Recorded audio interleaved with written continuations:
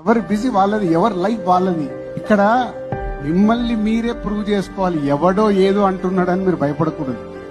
ఇక్కడ మన హార్డ్ వర్కే మనం నిలబడుతుంది. అదే నమ్ముకోవాలి.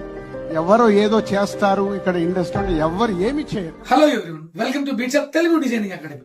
మన డిజైనింగ్ అకాడమీలో మళ్ళీ ఇంకో ప్లేస్మెంట్ తో మేము ముందుకు వచ్చాము. ఆ ప్లేస్మెంట్ ఎవరో కాదు, మన funny.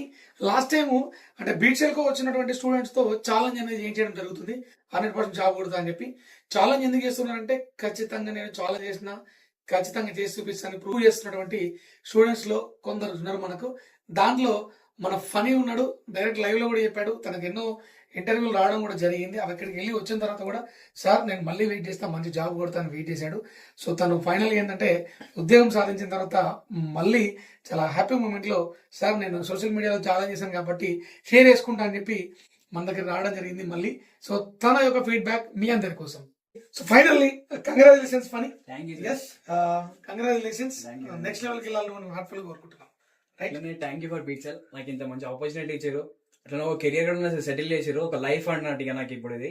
So thank you sir, thank you so much for this opportunity sir for me. ఇట్లా అందరికీ ఇవ్వాలని కోరుకుంటున్నా సార్. అట్లా నాలంటూ చాలా మంది సార్, వాళ్ళ లైఫ్ కూడా ఇట్లా ఉండాలని చెప్పి అనుకుంటున్నా sir. Okay, so this is genuine feedback, right? Not only the funny, number of students ఉన్నారు. ఇక్కడ నుంచి ప్రతి ఒక్కరి ఫీడ్బ్యాక్ తో నెక్స్ట్ మేము ముందుకు రాబోతున్నాం. Right, stay tune for more updates with success.